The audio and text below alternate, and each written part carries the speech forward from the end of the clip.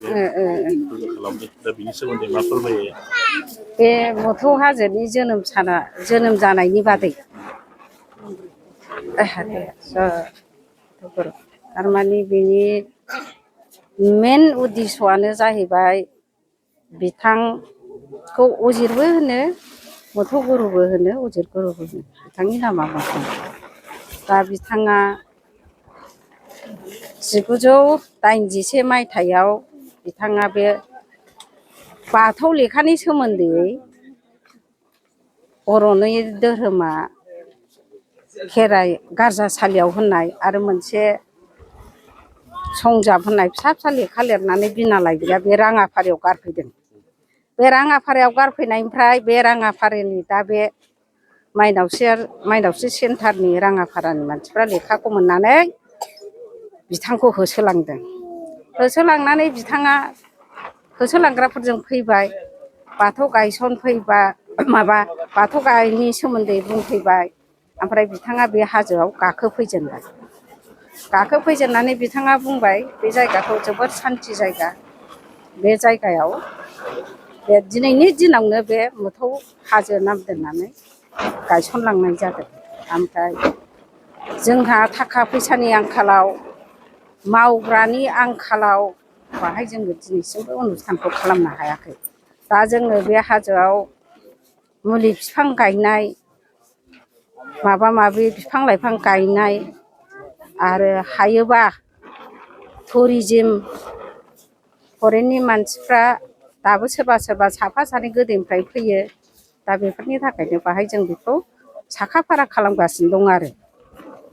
जिहेतु दिनै गायसन सान फालिनायजों लोगोसे आर'ज हाबाफारिबो लादों। औ आर'ज हाबाफारिबो लादों। जोंना बे नेमखा इसोरखौ बाख्नायनांगौ। जेखि हाबा मावा मानो जों इसोरखौ बाख्नायाबा जेबो मावा। मानोना इसोरनि देरसिन रावबो गैया।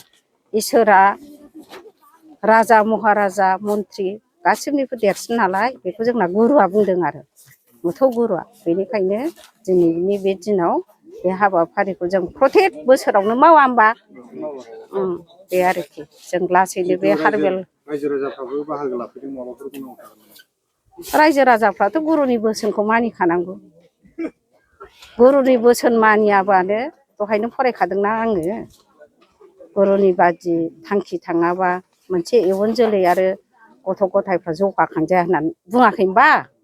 थांखियानो जोंना गावनि जिउखौबो बोखांनाय आरो इयुन जोलैखौ बोखांनाय समाजखौ बोखांनाय देशखौ बोखांनाय मोनसे गोग्गो नागरिक इयुन जोलै सोरजिनाय थांखि।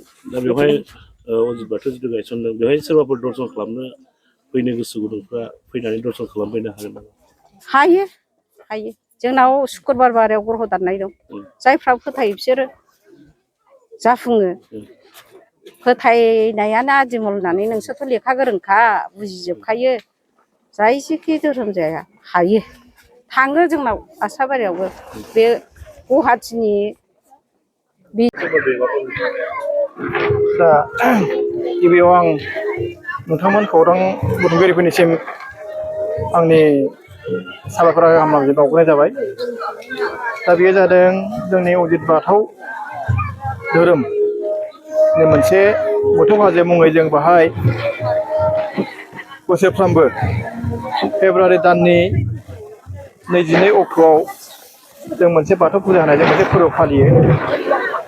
दा बेनो जाहैबाय मोथौ हाजो मुङै मिथिजानायनि गुबै खारना जाहैबाय जोंनि उदित बाथौ धोरोमनि धोरोम गुरु उदित नारायण बसुमतारी बिथाङा थांनाय 1981 मायथाइयावनो बे ओनसोलाव धोरोम फोसावनायजों लोगोसे बेवहाय बे हाजोआव गाखोनानै आगान होफैदों।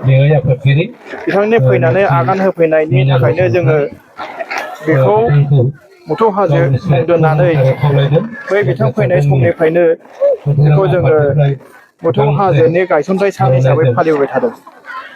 दा आङो दुलाराय उजित बाथौ धोरोमनि मिरु आफादनि आफादगिरि आङो क'क्राझारनि।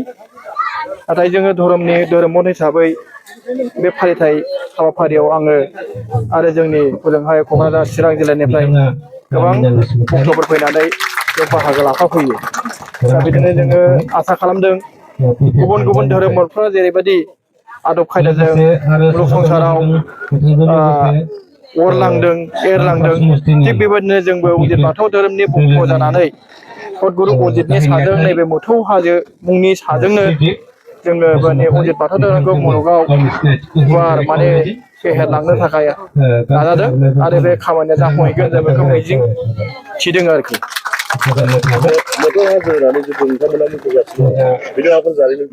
मोथौ हाजोनि नंगौ निस्सय जारिमिन दङ दा बे जारिमिनखौ बुंनांगौबा गोलाव थारमाने जोंनि अजित बाथौ गुरुखौ जोङो मोथौ होननानैबो मोनथियो बिथांनि मुंखौ जों मोथौ होननानैबो गाबज्रियो दा बेनिखायनो बै समाव जोङो बिथांखौ मोथौ हाजो मुं होननानै बिनि आगान थाबोनाय हिसाबै जों मोथौ हाजो मुङै गाबनाय जादों।